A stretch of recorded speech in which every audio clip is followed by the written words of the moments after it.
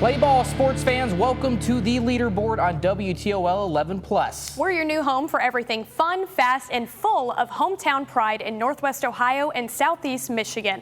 We're talking standout players, legendary stadiums, trending sports stories, unforgettable mascots, and yeah, even those quirky things that makes our local sports scene one of a kind. Yeah, Noel, whether it's on the field, in the stands, or behind the scenes, if it's got people talking, it's on the Leaderboard. So let's jump in.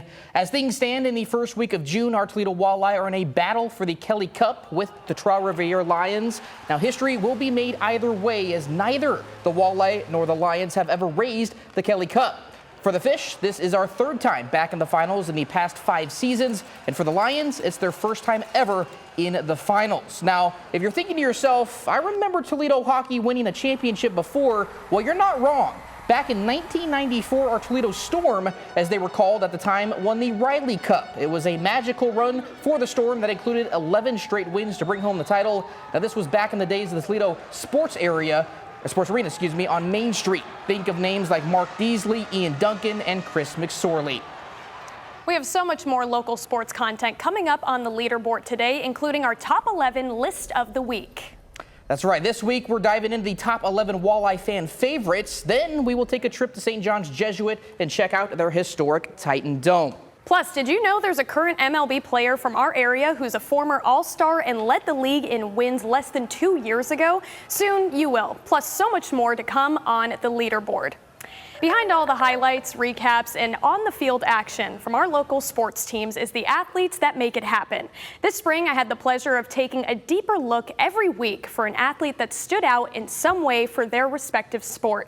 Most recently, that pointed me to senior pole vaulter Sam Paeth, who's been reaching new heights for St. Joseph's Central Catholic. The apple doesn't fall far from the tree, and for Sam Paeth and his family, falling is a way of life. My dad did pole vault in high school, and he was our school record holder at one point of 13.3. It's different. A lot of sports are so not simple, but they're all like have a similar concept, and not many other sports do you just fling yourself over a bar with another bar. As a senior, Paeth has been clearing new heights, breaking the Division III pole vaulting record and heading to state as the regional champ. It's unbelievable. I always told myself I think I can do it. Deep down, I didn't really think so. And now that I'm actually doing it, it shows that, yeah, you can do things whether you think you can or not if you just push yourself. But last season, that drive to push turned into perseverance after a broken foot kept him grounded. I knew as soon as it happened, he was very devastated. Double-edged sword, because you're crushed and you feel for him, but then you take solace in, thank goodness he was a junior, and I knew his approach, he was going to be very motivated. It was probably the most important part of my high school track career.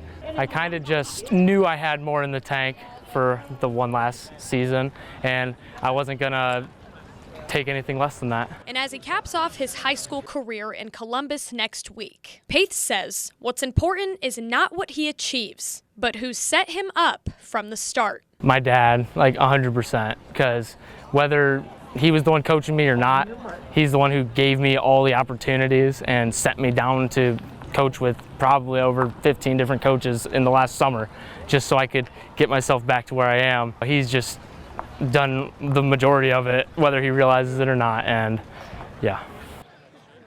Again, that was Sam Paeth of St. Joseph's Central Catholic. His record, again, 16-6, served as the Division III record at one point this season, but actually after he won the regional final and was crowned the regional champion, he realized that a kid in Cincinnati had cleared 16-7, so it just beaten him out right at the finish line. Yeah, I remember you telling me that because you were there, and then they realized it right afterward, right? Well, he was attempting 16-9 to go for a record. Didn't quite make it, looking to make it in Columbus at the state tournament, but yeah, so still 16-6, but it's how far do you think you could clear? Maybe 2 inches. I don't know. I don't have a good vertical. Hopefully Sam can get that in Columbus this week. Obviously, state championships are taking place this weekend in Columbus, so best of luck to him and our area athletes. Now, do you have a young athlete in your life?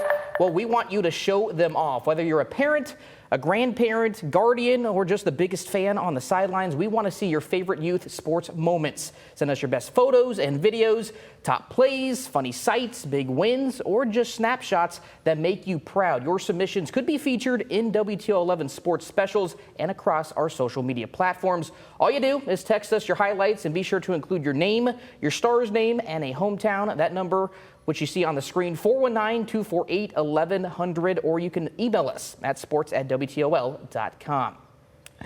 Now, every week here on the Leaderboard, we will be bringing you our own Leaderboard list, top 11 list, because we're Channel 11, of course. With the Kelly Cup Finals taking place, we decided to focus on the Walleye this week. Let's dive into our top 11 fan favorite Toledo Walleye players. And let's note, this is an unofficial list. Correct, yes.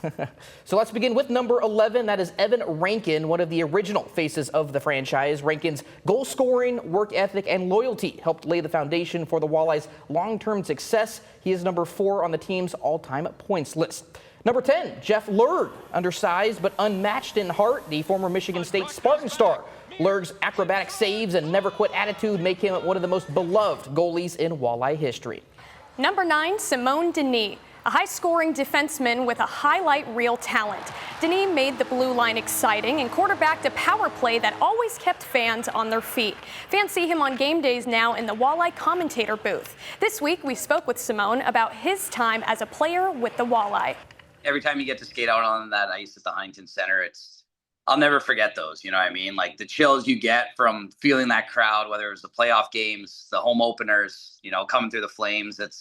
It's a special feeling when you hear that crowd cheer, and whether it's the goals, the assists, the wins, just so many great memories. It's every single night. We see it right now with the sellout streak. The place is just unbelievable, and the support that they give you on the ice, off the ice, in the community, whether you see them at community events, you may run into people at the gas station or the grocery store, and people take the time to say hi and tell you that they appreciate you. And I think that's really special. You don't really get that in a lot of places professionally, especially. Number 8, Kyle Bonus, a reliable sniper who could change a game with one shot. Bonus played with his heart and always delivered in clutch moments. He is one of only 2 players to play 6 seasons with the Fish. And at number 7, Alden Hirschfield, a Toledo native and former captain. His playing career was cut short, but his leadership and love for the city left a lasting impact. And number 6, Pat Nagel, the winningest goalie in Walleye history, going 88, 28, and 9 in his time as a Fish. Nagel was a rock in net and a key part of Toledo's rise as a playoff powerhouse. Number 5, Tyler Spezia, our first current Walleye on the list, all speed and hustle. Spezia's blue-collar game and approachability makes him a true fan favorite, especially now that he came back home to Toledo after his time in Grand Rapids in the AHL. Number 4, TJ Hensick, big-time experience with big-time results. Hensick's poise, passing, and leadership helped elevate the Walleye in pressure moments. He is 3rd on the team's all-time points list. Number 3, AJ Jenks, a captain, a leader, and a warrior. Jenks gave it all on every shift and became the emotional heartbeat of the team. He is number 5 on the team's all-time points list and number 1 on the team's all-time penalty minutes list. We talked with Jenks this week about his time as a Fish. There was a lot of time spent in Toledo and an awful lot of great memories. From my first year there, the one thing that continuously stands out is just always the continuous fan support. I mean, even when things are great, things aren't as great, you can always count on Walleye fans to show up and support the team. And that's always something that's really special to be a part of. I'm certainly pulling for the Walleye to pull it out. I know how much it would mean to that city, that fan base, to finally pull through and get a championship. I know they've been extremely close on a lot of occasions in recent years. I'm absolutely pulling for those guys. I would just love to see all of those guys get the opportunity to win a championship for Toledo together. Absolutely. Number 2, Shane Burschbach, the franchise's all-time points leader. Burschbach was must-watch hockey every night. He was in the pond, mixing finesse with unmatched consistency. He is the only player to play 6 seasons with the Fish and is the team's all-time leader in games played. And at number 1, Brandon Hawkins, the current king of Toledo hockey. Hawkins brings swagger, firepower, and personality, and the fans just can't get enough. He's the face of the franchise right now and a must-watch whenever he touches the ice. After the break, it's more than just a high school gym. It's the Dome, a place where history echoes off the walls and the energy is still electric. We'll take you inside this one-of-a-kind space where old-school charm meets modern upgrades. Plus, a local kid setting Major League milestones. See where Genoa's own Chris Bassett is now as he's making Northwest Ohio proud on baseball's biggest stage. Stick around.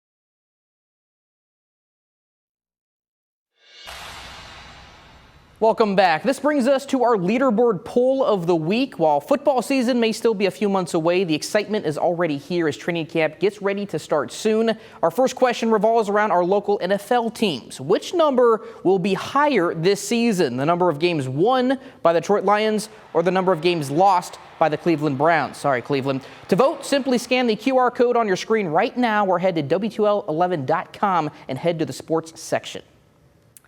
Our area of Northwest Ohio and Southeast Michigan have tons of awesome architecture, and so do our sports complexes. From Waite High School and Scott, both having their original gyms, to Liberty Center's updated football field. Our area is home to many places that make high school sports feel so much bigger. For our first stadium, we're driving down Airport Highway to St. John's Jesuit to check out the Titan Dome. Built all the way back in 1965, the gym and especially the roof are a key staple of Toledo sports. This week, head basketball coach Mike Schoen gives us a tour. It was built when the school was built in 1965. So I think when the students actually started in 65, we're going to be in our 60th year this upcoming fall. I think it was still in process of being built when the students actually started classes. It used to be old wooden bleachers, you know, now they have the kind of the more modern bleachers. And then there used to be a stage back here that, so it was just open on the end zone. So we've added the end zone bleachers.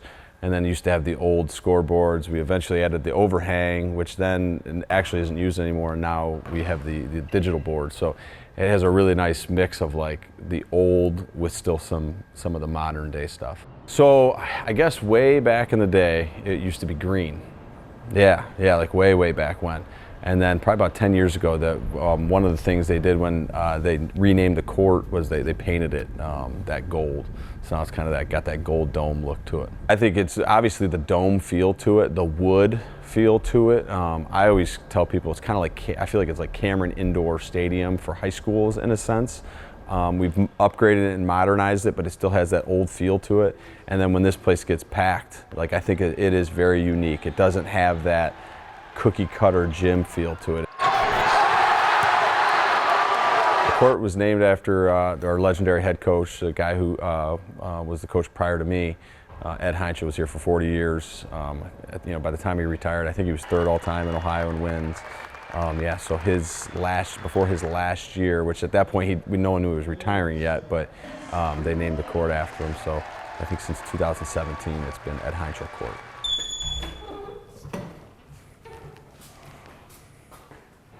Yeah, so this is the digs. We're able to watch some film over here. Our guys are able to lounge a little bit. So we use this room for our locker room, and then for film and pregame and postgame and all that stuff, we're able to, promote our guys that are playing the NBA. So you got Vince Williams, who's an 18 grad, who I was able to coach, and then Brian Rowers, who's an 04, who I was able to play with, which is pretty cool. The one we're waiting to get is John Amici from 90, but he's a little harder to get a hold of. So John, if you're paying attention, we want your jersey.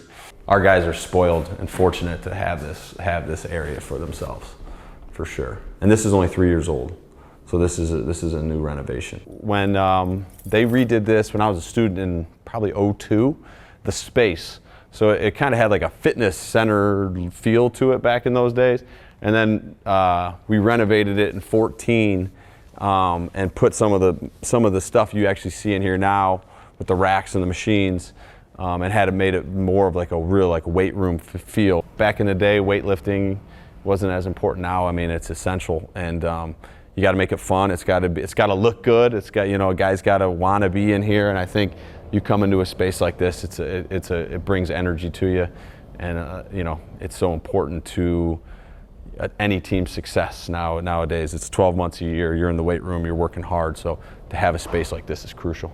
I mean, it's a staple. And around here, when you talk about the dome, that's what it is. You know. So we joke in some of our social media. We put TM next to the dome as like a joke. Like we don't trademark it, but in a sense, in the area, it is kind of the dome. So. I know it's important to our alums. It's a unique place that is the same, but it has made changes over the years, just like everything. So it is one of those things that is you don't see anywhere else. Man, that's a good-looking facility. I wish I had something like that at my high school. Do you think your school has a facility worth sharing? Text us your ideas at 419-248-1100 or email sports@WTOL.com.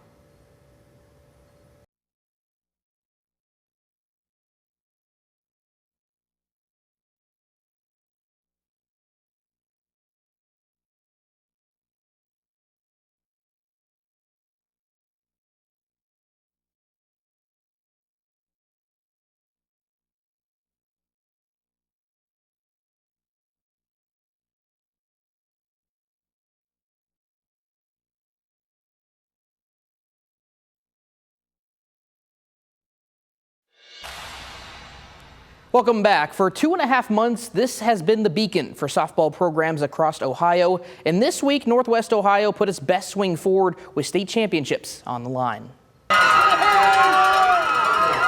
A new era in high school softball, but the target remains the same. 7 divisions in the OHSAA state tournament leads to more representation from Northwest Ohio in 2025. Anthony Wayne has made Akron a second home, appearing in its 3rd straight Final Four and ranked #1 in all of Division II. And I definitely wouldn't have been able to do it without my teammates. I mean, they're all here supporting me, and I know they have my back always. It feels amazing still. It's never changes. Feels great. So proud of my team for making it here. Today was a total team effort. We just did a great job piecing runs together. We faced a really good pitcher, so I'm just so proud of them and for playing great defense behind me too. Fellow Northern Lakes League member Springfield back on the big stage. A walk-off grand slam from senior Hannah Schlochter propelled the Blue Devils to its first trip in 3 years. Hitting's very, very contagious for our team. Like once we get 2-3 hits, we just keep going and going and going. So I think as long as our hitting is there, I think we'll be just spend the time with the team. This is the closest team that I've ever had. I mean, these are like, we call it a sisterhood. And, 17 days ago, I asked, this is my goal, is to be with you guys for another 17 days, and we're going to achieve that. Earlier this week, they joined Oak Harbor in celebrating a regional title. Both programs close with one another, thanks in part to a tradition of competing in the first scrimmage every season over the last dozen. This will be the Rockets' 3rd time qualifying for state since making the program's first appearance in 2022. The growth that this team has had from day one on has just been tremendous. We knew that they were capable of getting to this stage. We needed to they needed to believe that themselves. It comes with a lot of knowledge. I think we can learn a lot from last year. We did a lot of things. We didn't hit very well, but I think we're a lot stronger hitting this year than we were last year, so I think it's going to be okay. Gibsonburg returns to Akron for the second instance in 3 tries. The Golden Bears needed extra innings in the Division VI regional final to advance. Firestone Stadium plays host to the action this week. Now, I mentioned Anthony Wayne softball. They've been a standard for a while, and our Chase Bachman sat down with a couple of their stars ahead of another trip to state. Molly Connor and Megan Sumner from Anthony Wayne softball are here. You guys have been on this terrific tournament run, as I mentioned. Just what's the energy like in the dugout right now? How are you guys feeling? It's been super hype. We obviously are feeling good going into this tournament. I think our energy keeps getting better and better each game. We have some younger girls, some transfers in, and it's just been great to see over the season how we've all bonded together and how the energy has just gotten better and better throughout the entire season. That's the thing that I noticed is the closeness of you guys. Was that always a very intentional thing? Did it just sort of happen organically? Where did that come from for you guys? Because it just seems to be this really close team. I would say it was pretty organic. I mean, we didn't want to force each other to be nice to each other, but obviously it's better when you're nicer to each other. Yeah. I think we have a very sisterly bond. We definitely, hold each other accountable and kind of get on each other, in the times that we need to. But at the end of the day, it's just because we care about each other and we love each other and we're there to pull for each other each and every day. State semifinals coming up this weekend. You guys, again, have been here 3 years in a row, have not been able to take home that state title. You've been very vocal about bringing home a state title this year. Why is this year the year that you guys can do that? I mean, definitely for me, it's my senior year. Been there many times.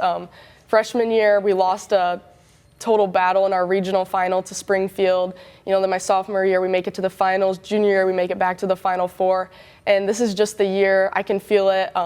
I've tried to take my role as a senior to get everyone fired up, and I've tried to do just everything I can do as a senior and being a leader on the team to get everybody in that mindset and get everybody locked in as we go through this tournament. And I just think if this is the year, if there's a year, this is definitely our year. Catch Chasing the Game on WTOL 11+, YouTube, and Spotify.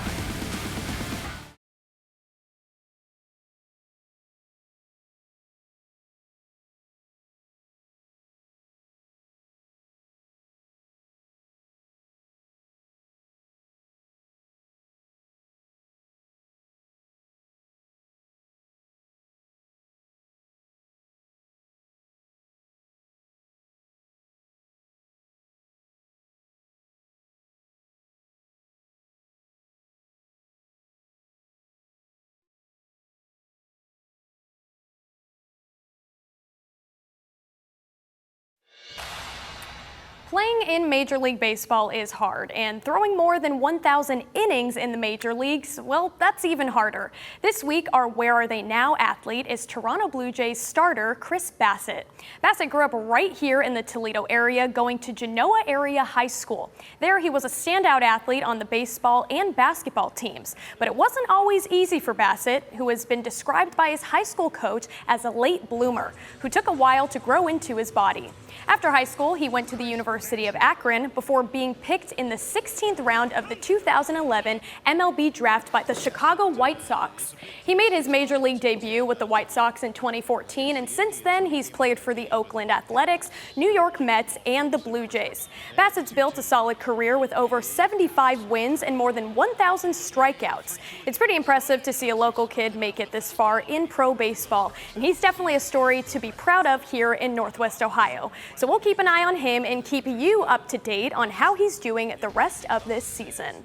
Absolutely. And before we sign off for now, let's check out some things in sports that have people talking right now.